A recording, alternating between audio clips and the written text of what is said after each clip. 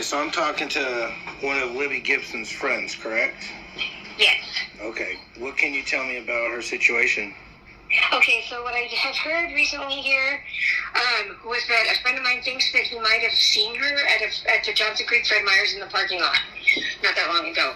Now, when I asked him what was said and the conversation consisted of, and did he see her face-to-face, like as person-to-person right there, he claims that he might have, but he's also older and has been through a stroke recently, so I don't necessarily know how much comprehension he was having at the time in his brain. Uh-huh.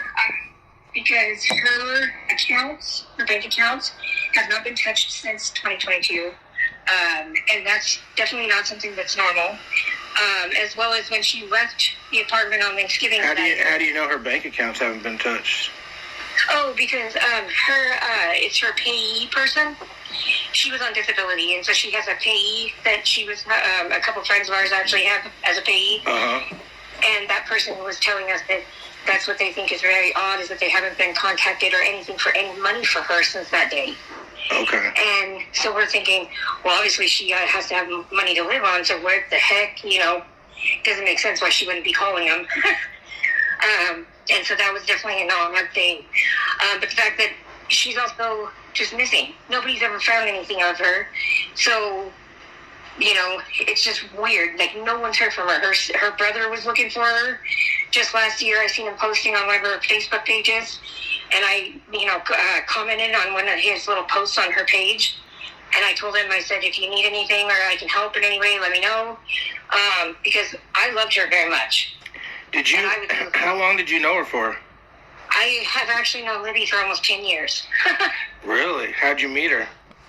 We actually met because I was homeless in the southeast area for a little while, and we were staying in a tent nearby each other.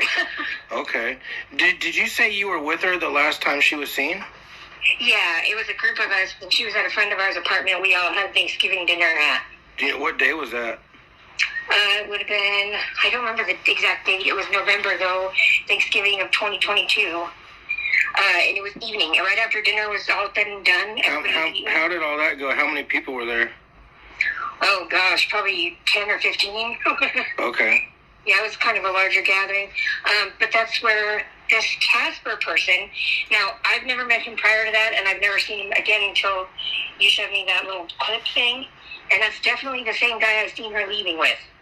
Oh, so he was there? Yeah, he walked out the door with her. He's the last person to ever have been seen with her.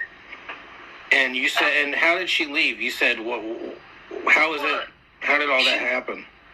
She asked me for a cigarette, and so I gave her a cigarette. And I thought she was just going to go out front of the apartment and go smoke outside with the guy. And that's what it seemed like, because her purse with her cell phone, which she never left behind anywhere, was sitting on the couch where she had been sitting. And so I figured, okay, she's going to go outside and talk to this guy for a couple minutes. Whatever, not thinking anything of it. And then I think it was probably about 20 minutes after she walked out the front door, we realized clearly she wasn't just smoking a cigarette, but her purse and cell phone were still in the apartment with all of us. And that's very not her style of any ever before this. Like, she would never leave that. Around what time did she leave? I think it was around 5:30. In the evening? Yeah, we had ate a late dinner around 4 o'clock. Everybody had sat down with each other, did grace, and then ate dinner. And then she sat there for a few minutes after, and then that's when her and the guy left out the front door. This was on 122nd and Powell. Okay. Whose house were they at? A friend of ours, Vic and Tasha, was the couple. Okay. And so she left her purse and her phone, and she's never got it back. And then she left with Chance that night. And were they arguing or fighting when they were there? No, but she didn't look very comfortable, I would say. Like, she didn't really know him. You could kind of tell that they weren't like super friendly. Because she was just like, you could tell when she met somebody she was like newer with, because she was kind of hesitant with them. Was everybody there just eating, or were they drinking and doing drugs too? They were doing drugs, and drinking was going on as well with some of them. And what were the drugs that were going around? Just regular meth. Okay. That was her drug of choice as well, usually. Okay. But I know that she didn't know the guy per se. She just recently met him at the time. I think she said she met him the day prior at that same apartment. And so that's why I didn't think anything of her going outside at first. But then when her purse and like I said, her purse and cell phone were sitting there for longer than what I thought was, smoking cigarette time. I go out the front door to go see if she's there, and she's nowhere, and neither is he. And no one's ever heard from her or seen her again. Wow. And I don't know what that would be, but I also know that... Did they leave on foot? Yes. Yeah, they were walking. Yeah, because I asked my friend Vic, who's the apartment belonged to, I said, did that guy have a car that he drove here, do you know? And he says, no, he doesn't have a car. So I said, okay, well, then that means they're walking together somewhere. And that would mean that they couldn't have gotten too far. So then another friend of ours takes off on his bike and tries to go up the street, up and down the road. And he said he couldn't spot him anywhere. And this is 122nd what? And Powell. Okay. Yeah, but at that time too, there was motorhomes, and all those types of things on the little side road areas where several people knew were living out of them. So I don't know if he had one of those per se that he might have taken her to.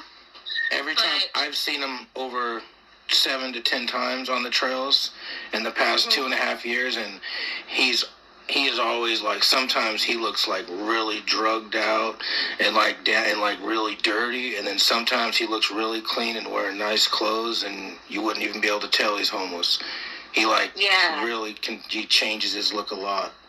I had a friend of mine that told me about him because she had a run-in not that long ago with him, and she told me, she said, honey, he's a rapist. And I said, what do you mean by that? And she says, he tried to get me.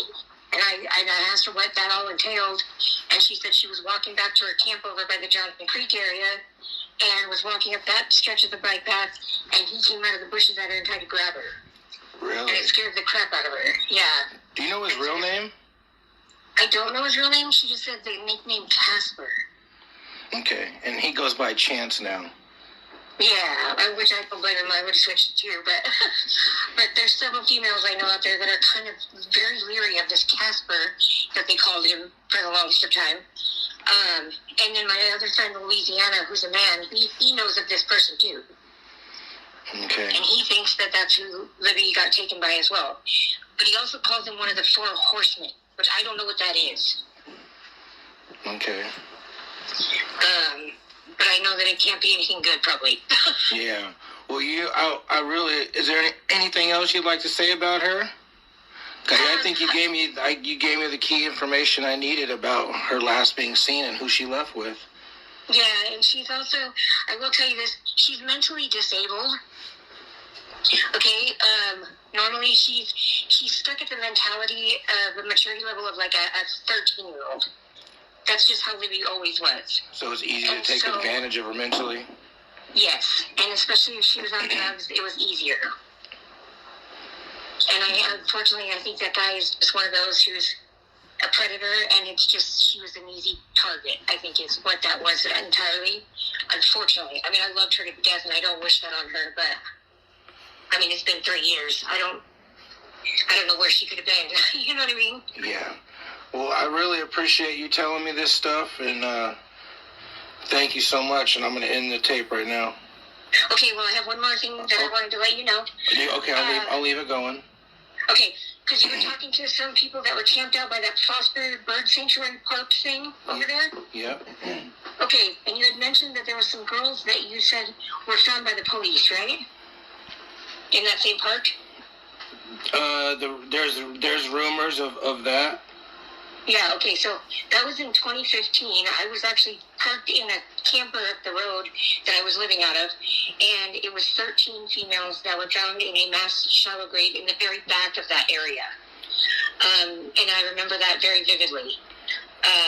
And they never said anything about this because they were homeless females, of course, and I don't think that they're quite done investigating whatever they were going to do with that, but there was no report on it really or of any kind, you know what I mean? What year was this? 2015, and it was the middle of the summer. At that bird sanctuary? Yes. On 122nd? Yeah, is that what it is right there by the Foster You Pull It? Yeah, the Foster You Pull It. Yeah, right. I think that's Yeah. 122nd. Yep, and it's right next to where the bike path crosses Foster right there. Yep. Yeah. Did you know any of the females? I knew one, and I don't know how she was killed. What was her name? But as far as I know, her name was Trisha. She was a 24-year-old Russian girl. And she had an addiction to heroin at the time. And she told me she was working on 82nd a couple times. And I told her, you know, you'd be better if you had just got some help and got off of that kind of thing, because that's not somewhere you want to be working, I told her. And I just met her that day. I hung out with her all day. 2 days later, she was found with those other ones.